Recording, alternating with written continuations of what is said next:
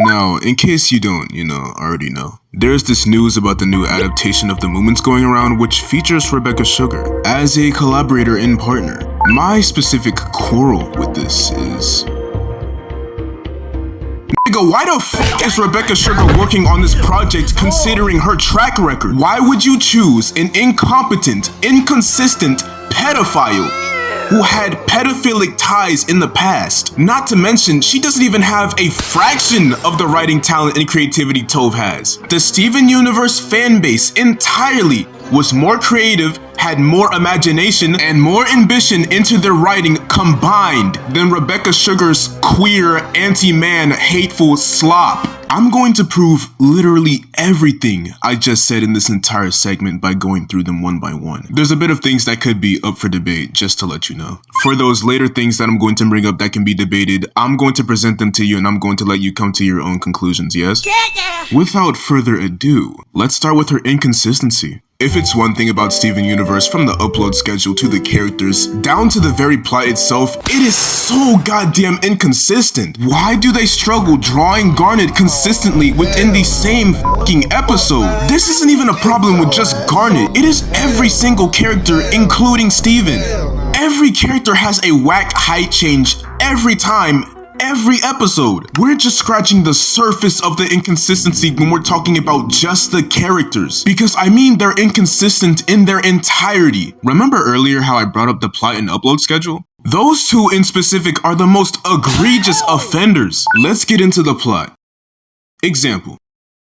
In Steven Universe, it is widely known that for fusion, you have to perform a dance of some sort. This is shown consistently throughout the show. Okay, well, it was consistently shown throughout the show, except, fuck that concept, niggas confused by just touching each other. Please don't ask me if I have an answer for this. I don't know not only how they were so incapable at just doing their job, but how the fuck Steven Universe has so many plot holes. Okay, so editing me here. Now I do know why they have so many plot holes. So apparently for the characters, they had no official height chart, so storyboard artists were given the freedom to do whatever the hell they wanted to do. On top of this inconsistent storyboard art, they also had no script. And the only piece of a script they had was making a script out of this already made storyboard art they had in the studio. Oh my god, man. In my honest opinion, I think it's somewhat impressive that they still kept some aspects based off the storyboard art, and they tried, but it just fell the fuck apart when it came to release. Oh my god. I had more examples of their inconsistent plot holes ready, believe it or not. It's just after discovering that mid-video, I personally think it would be useless to show you the examples because I spoiled why they happened.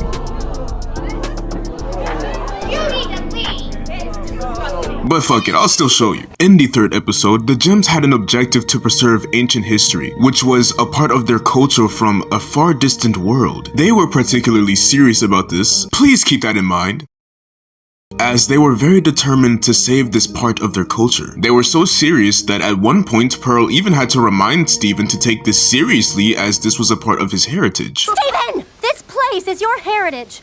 I want you to stay and help, but you've really got to take this seriously. Can you do that, Steven? No, nigga! Steven proceeds to fuck shit up the rest of the time he's there with the crystal gems. I wish I was making this up. No, I am not. Because believe it or not, out of all of the stuff he packed in that big ass book bag of his, he then proceeds to forget to bring the only thing he was supposed to bring. That being the statue you saw earlier. This fucking idiot made all of the crystal gems take him on this adventure for no reason. This isn't discussed enough around the community, but it is a genuine complaint of mine because Steven is such a dumb bitch. And just because he is such a dumb bitch, they failed to save the ancient monument and lose an important part of history and almost die. Thanks to this dumbass bitch. Okay, so you got the summary of episode 3, right? You're able to keep that in the back of your mind? Okay, good. It is now that I tell you that in one of the other episodes, this shit gets retconned. Because apparently, the monument they were trying to save in the first place, right? Yeah, scratch that. That wasn't important, and it was just to test Steven if they could bring him on the adventures or not. Man, This some old bullshit. That's some old bullshit. I get that this pussy pink melanated mongoloid is astronomically sassy about his underperformance, but nigga, I've watched shows like JoJo's Bizarre Adventure and this is some rancid cooking. Did you not see the attitude they had towards this mission? They literally reminded him that this was his heritage. So what do you mean it doesn't matter now? What do you mean that despite all of you almost dying, this was just a test for Steven?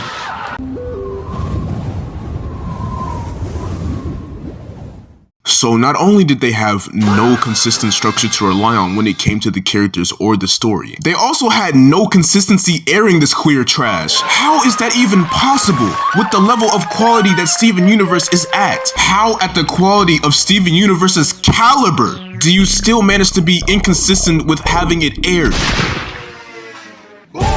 We will be getting to this shortly, but before we do, I ask one thing. Hit that like button for your boy. Sensational.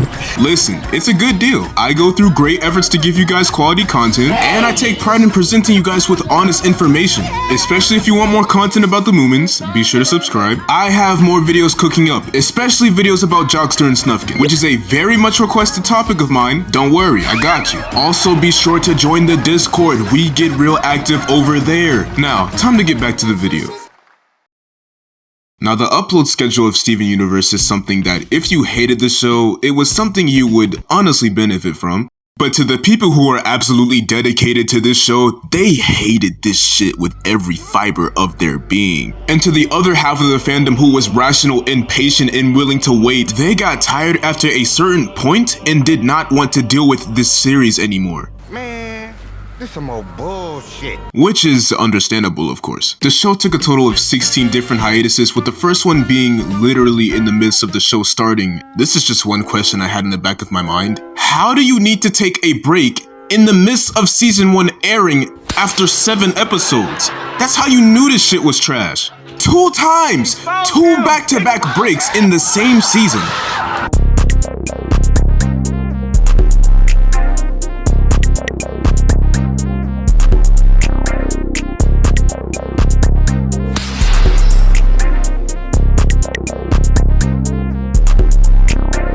If I had to describe the Steven Universe upload schedule to a Moomin fan who did not give a singular fuck about Steven Universe and doesn't plan to watch it, it's kind of like how Snufkin comes, or farms, and leaves. Except Snufkin just appears whenever he wants to, and this includes coming in Moomin House during the wintertime. Again, I'm going to ask the question one more time.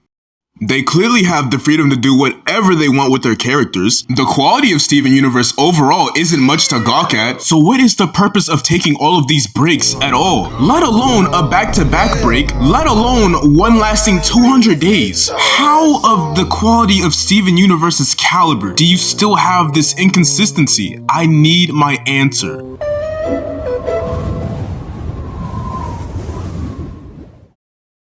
This section was gonna come a lot later on in the video, but I just had to keep my fucking mouth yapping. Long story short, I spoiled a bit of information to a Moomin fan. That little birdie told some other Moomin fans, and one of them got so damn uptight, it's as if they wanted to kick me in the Moomin's ass. So I had to do it. I had to erode the structure of this video for those who really wanted me to prove this information. That being said, y'all want me to get on this misandrous loser along with the pile of beta boy clowns? You don't find it suspicious that people have to clarify that they do not hate an inherently adulterous community just for not liking a kid's show? You don't find that suspicious? You don't find it suspicious that the only reason why that inherently adulterous community gets representation in that same kids show is because the creators hate straight men? You don't find that suspicious? What do you mean they hate straight men? They can do whatever they want! Riddle me this, Batman. What do you call a man who hates his natural instincts so bad that he's mad at his own body for producing testosterone? A moist ass, soft ass, sissy boy ass, fugazi clown. These fucking cucks are so moist, yes moist, they not only get bitched by their own fandom, but these retards are so laughable because they couldn't even stop exposing themselves. This sections perfectly into my next talking point. The reason why they have this hatred for masculinity, the push for queer representation in children's shows, and honestly, this comes from a deeper place, which I'm going to show evidence that without a doubt proves that they are predatory propagandists. And I'm going to give every single Moomin fan a reason why they should be clowning the fuck out of Rebecca Sugar and treating her like the undisputable fraud that she is.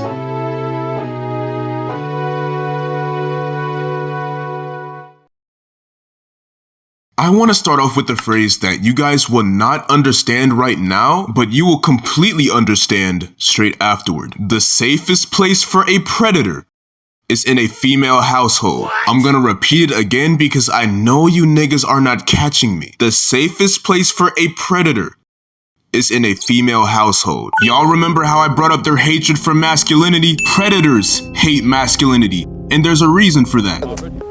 People who are predatory tend to be sexual degenerates and often look for prey that won't fight back or is too weak to do so. Think of the average nuclear family, except there's no masculine father figure to protect them. Now, let's replace that household with the animation studio. Think about this shit for a second. What fucking predator that you know is willing to tussle with a masculine figure, especially one who knows that he's not falling for that bullshit? It's even easier in this case for this predator to get away with being a sexual degenerate, because if you call these people out on their sexual degeneracy, you're going to be labeled a nonophobe. This perfectly connects with my next point, the queer representation in kids shows that should not be there in the first place. This is inherently idiotic. What fucking idiot is willing to represent something so adulterous for kids? But let's not just outline their predatory actions. Let's get into them as a person, starting with the sexist loser herself, Rebecca Sugar. Starting before Steven Universe's production, Sugar had did a great bunch of goon art, but the most important piece that lines up with me calling her a filthy predator is her drawing the two main characters of Ed, Edd and Eddy having explicit relationships. In case you're having doubts that this was actually done by her or something, here's a side-by-side comparison. She hasn't addressed this. She's never addressed this. The comparison is especially worse on her behalf, not to mention the characters have the same ugly ass fucking bug eyes, okay? Also, to add on to this pedophile point and to make it hit home, Rebecca Sugar's show makes it a hard point that they want to teach the kids the wonders of consent. You need to tell Garnet it was you. I don't understand. I'm sorry. It's just so much fun being sardonyx with you. You tricked me. No, we just needed a reason to fuse. I just wanted to share a few more victories with you. No, we just needed a reason to fuse. No, we just needed a reason to fuse. No, we just needed a reason to fuse. You know, we're so much weaker than you. Fusing with you is like our one chance to feel stronger. I can't believe Peridot is giving us so much trouble. But it hardly matters. Right, Garnet? But in spite of this scene, the show is apparently teaching kids the wonders of consent. Because as this comment so wonderfully communicates, there are little boys the world over who never learn not to. So it's a beautiful thing, really, to teach kids how to properly consent to. Because otherwise, how would the kids know not to rape? Kids love her. Fusion aspect is one of the most intriguing, acting as a stand-in for physical relationships. It's why a part of me broke watching Keeping It Together. The fucking irony. I watched two characters that I have grown to love and know face a forced fusion, wherein beings were combined into a monstrous, hellish mass of limbs without their consent. One of the heroes, Garnet, usually cool and collected, trembles as it approaches, her eyes wide in fear. They were forced together. They were forced to fuse. This is wrong. A children's show, everybody. This is the context as to why people attributed fusion to sexual relationships. The people who said fusion isn't attributed to sexual relationships are objectively wrong. They're lying to all of you. And I can get into that point in much more detail. Let's give you more confirmation real quick. The creators of the show are honestly doing all of the heavy lifting. I'm just documenting everything so I can present it for you. So another huge point that the fucking dorks defending the show miss out on is that fusion is meant to represent the ultimate connection in a relationship between the people that form it. This is a metaphor that has been echoed by the creators and fans of the franchise. So when people think of the ultimate connection between a relationship in literally any context, sex is the common denominator in every single fucking one of them. Can we put our brains to good use and actually think about this, please? No fucking shit, people are going to think sex is the most common denominator for the ultimate connection when it comes to fusions in Steven Universe, especially when the dances are suggestive and even in context, the people fusing are usually in a relationship. So no fucking shit. Of course that's the most consistent interpretation people are gonna take, you retard. Especially when earlier in the show when they faced that forced fusion, it was considered objectively wrong. I'm seriously just tired of pointing things out that nobody has said for literal years. Just to hit the point home that they're predatory propagandists one more time, Meanwhile, Rebecca Sugar herself has admitted quite pridefully that Steven Universe was intended to tear down and play with the semiotics of gender in cartoons for children. Who would have thought the person with the face card of a literal predator is doing predatory actions? Are you surprised? No, nigga! I really don't know how the fuck they keep hiring people like this. This shit is insane. She literally admitted back then that her show was just an agenda disguised in a kid's show. I mean, given the type of person Rebecca Sugar is, I'm honestly not surprised.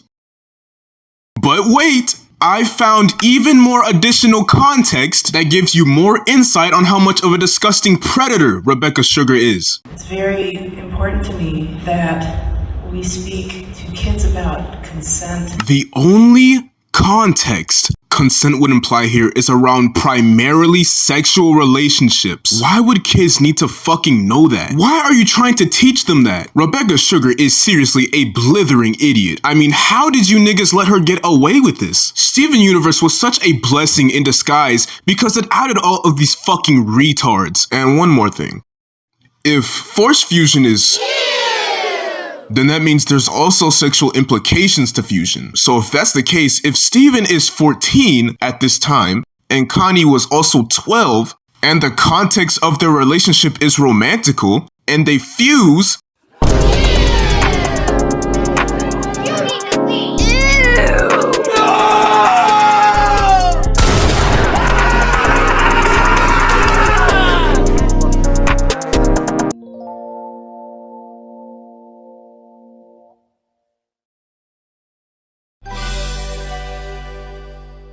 One of the people are integral to this part of the video, and it's definitely not the bitch with the yee-ass haircut. Okay, so this is Zook. She was a storyboard artist for Steven Universe until she got fired, and she made some pretty hefty allegations against Rebecca Sugar. How they found these allegations is by someone tracking down her secret Tumblr account, which features repeated allegations of Rebecca Sugar being an abusive narcissist. I'm not going to take these at face value, but there is a little something that gives them credibility. There's a reason why I say this. Let me put y'all on real quick. So about the entire masculinity debacle, right? Let's go over their response to being called out for their misandrous hatred. So in response to being called out for a bunch of man-hating f***ing cucks, rightfully so, by the way, their response for being called misandrous was to concoct an episode with the conspiracy guy Ronaldo in an attempt to make the people calling them out look stupid or insufferable. I'll protect myself from the menace that threatens Beach City. Steven, protect yourself against the menace that threatens Beach City? Let's get knowledgeable. How to protect yourself against rock people? What? Alien entities walk among us? They're adding mind-controlling minerals to our water supply. They hate men? They hate men? You do! These niggas must think we're stupid. Literally, only a narcissist would try to downplay an obvious criticism of their character. It's not even that you do hate men. You are a man-hater. So why was your response to make fun of it instead of denying it? And why would you depict your criticizers as a conspiracy theorist? Why would you feel the need to do that? She couldn't have not made it more obvious that she was a narcissistic piece of shit. As for the abuse allegations, that's alleged for me. The narcissism one I can completely believe. But that one's just an unproved allegation, and I guess I'll leave that alone for now. It's weird how she never addresses this. Even though it's still completely believable, I'll still cut her some slack. Okay, so I took the time to verify something EZPZ had said in the video. I wasn't sure about it at first, but now I definitely know who it is. And it actually wasn't that hard to deduce. So if you're not filled in on the allegations, the context of these are, there was another pedophile who, like Rebecca Sugar, did Ed, Edd and Eddy cheese pizza, but this one had a twist of rape and gore. This same pedophile had also worked on Steven Universe and was an animator.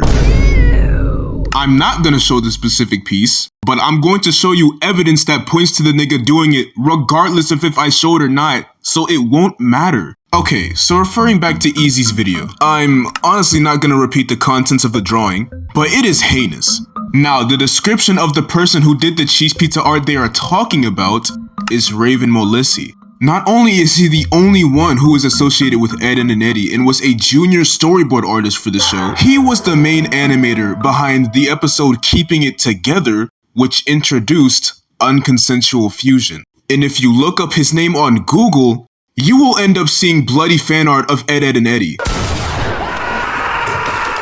Nah, fuck that shit! This nigga is a fucking pedophile!